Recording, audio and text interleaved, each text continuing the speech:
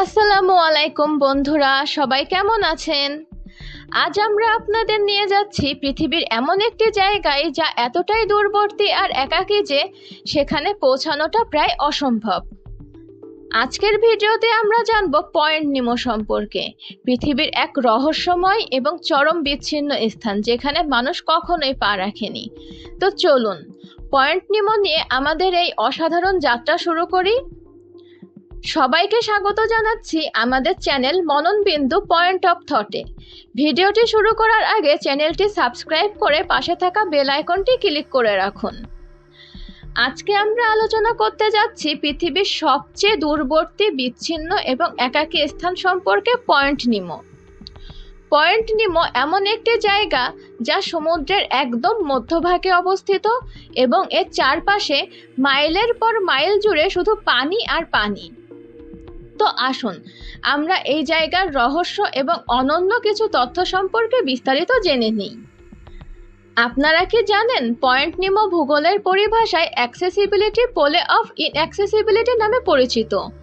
এটি পৃথিবীর এমন একটি স্থান যা নিকটতম ভূমি থেকেও 2700 কিলোমিটার দূরে অবস্থিত। আর সবচেয়ে আশ্চর্যজনক ব্যাপার হলো পয়েন্ট নিমোর নিকটতম মানুষ প্রায় মহাকাশে অবস্থান করা মহাকাশচারীরা হতে পারেন। হ্যাঁ, শুনতে অবাক লাগলেও সত্যি। আন্তর্জাতিক মহাকাশ স্টেশন যখন পয়েন্ট নিমোর উপর দিয়ে যায় তখন মহাকাশ স্টেশনের মহাকাশচারীরা এই পৃথিবীর নিকটতম মানুষ হয়ে যান, কারণ এই স্থানে কোনো কিছুই নেই, না কোনো জনবসতি, না কোনো ভূমি। আসলে যে জায়গাটির কথা বলা হয়েছে তা হলো প্রশান্ত মহাসাগরের পয়েন্ট নিমো। এখান থেকে আন্তর্জাতিক মহাকাশ স্টেশন এবং এতে বসবাসকারী নভোচারীরা প্রায় 250 মাইল দূরে থাকে। পৃথিবীর সবচেয়ে কাছের শুষ্ক স্থান হলো ডুসি নামের একটি ছোট দ্বীপ। ডুসি নামক এই দ্বীপ থেকে পৃথিবীর সবচেয়ে কাছের অংশটি 1600 মাইল দূরে, কিন্তু মহাকাশের দূরত্ব মাত্র 250 মাইল। পয়েন্ট নিমো থেকে পৃথিবীর সবচেয়ে কাছের অংশে পৌঁছানোর আগে মহাকাশে পৌঁছানো যাবে। এখানকার নীরবতা এতটাই ভয়ানক যে পাথর ভাঙার শব্দও আত্মাকে শিহরণ দেয়। জানা গিয়েছে 1971 থেকে 2016 সালের মধ্যে এই স্থানে 260টিরও বেশি মহাকাশযান সমাহিত হয়েছে। এই জায়গাটি দক্ষিণ আমেরিকা, অস্ট্রেলিয়া এবং নিউজিল্যান্ডের মধ্যে অবস্থিত। এখান থেকে পৃথিবীর কাছাকাছি স্থানগুলিতে পৌঁছানো কঠিন এবং মহাকাশে পৌঁছানো সহজ। পৃথিবীর এই জায়গাটি নিয়ে মানুষের জানার কৌতূহলেরও কোনো শেষ নেই। ল্যাটিন ভাষায় নিমো শব্দের অর্থ কেউ নয়। পয়েন্ট নিমো জায়গাটিতে প্রাণের কোনো অস্তিত্ব নেই বলেই এমন নামকরণ। যদিও সামুদ্রিক প্রাণীর কোনো অস্তিত্ব নেই, তবে পয়েন্ট নিমোর সমুদ্রপাতে আগ্নেয়গিরির ফলে যে ফাটল তৈরি হয় সেখানে ব্যাকটেরিয়ার উপস্থিতি প্রমাণ পেয়েছেন বিজ্ঞানীরা। পয়েন্ট নিমো প্রথম 1992 সালে ক্রোয়েশিয়ান জরিপ প্রকৌশলী হরভুজ লুকাটেলা দ্বারা চিহ্নিত করা হয়েছিল। আপনারা হয়তো ভাবছেন এর নাম পয়েন্ট নিমো কেন? আসলে এর নাম রাখা হয়েছে জুল ভার্নের বিখ্যাত চরিত্র ক্যাপ্টেন নিমোর নামে। সেই ক্যাপ্টেন নিমো যিনি 20,000 লিগস আন্ডার দ্য সি উপন্যাসে সমুদ্রের গভীরে তার অজানা অভিযান চালিয়েছিলেন। পয়েন্ট নিমো ঠিক এমনই একটি স্থান, অজানা এবং রহস্যময়। এটি 1870 সালের উপন্যাস 20,000 লিগস আন্ডার দ্য সিজ থেকে জুলস ভার্নের ক্যাপ্টেন নিমোর উল্লেখ। উপন্যাসটি লুকাতেলার শৈশবপ্রিয় ছিল এবং তাই তিনি ক্যাপ্টেন নিমোর নামানুসারে এর নামকরণ করেন। 1997 সালে বিজ্ঞানীরা পয়েন্ট নিমোর কাছাকাছি থেকে বুলুপ নামে একটি রহস্যময় শব্দ শনাক্ত করেন। শব্দটি এতটাই শক্তিশালী ছিল যে প্রথমে বিজ্ঞানীরা ভেবেছিলেন হয়তো এটি কোনো বিশাল সামুদ্রিক প্রাণীর কারণে ঘটেছে, এমনকি এলিয়েনের সম্ভাবনাও উড়িয়ে দেওয়া হয়নি। পরে অবশ্য জানা যায় এটি আসলে বরফের শিলা ভেঙে যাওয়ার ফলে সৃষ্টি হওয়া একটি প্রাকৃতিক শব্দ ছিল। কিন্তু আজও অনেকের মনে এই শব্দ নিয়ে নানা কল্পনা জাগ্রত থাকে। শব্দটি ছিল এমন, আপনারা একটু মনোযোগ দিয়ে শুনলেই বুঝতে পারবেন শব্দটি কতটা রহস্যময়ী ছিল। তাহলে চলেন আমরা সবাই শব্দটি মনোযোগ দিয়ে শুনি।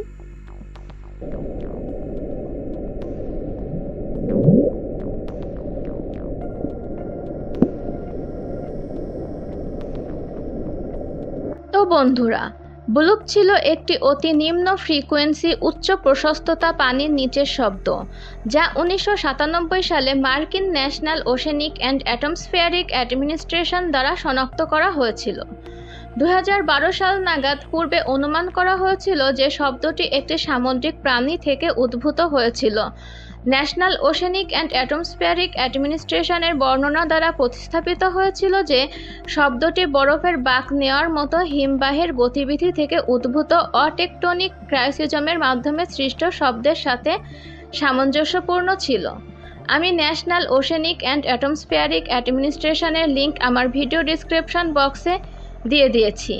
আপনারা চাইলে এই ব্লুপ সাউন্ডের সত্যতা যাচাই করে নিতে পারেন।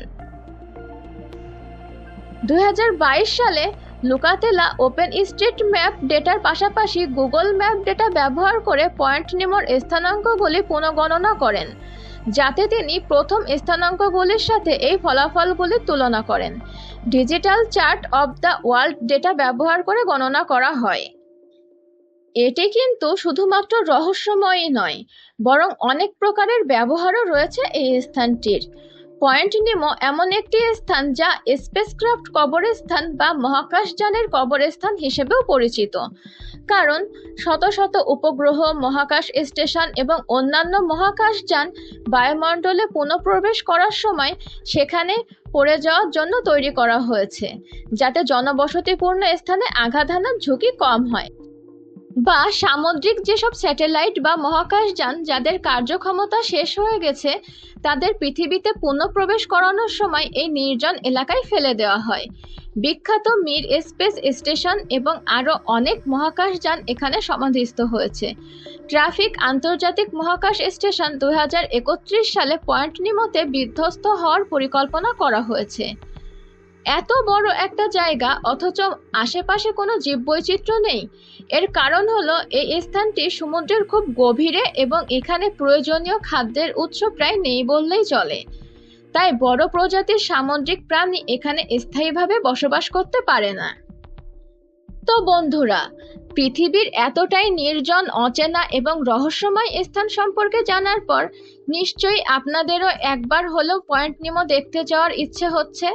তবে সেখানে যাওয়াটা যেমন কঠিন এবং প্রায় অসম্ভব, তেমনি পৃথিবীর এই একাকী স্থান সম্পর্কে জানার মধ্যে অন্য রকমের রোমাঞ্চ রয়েছে।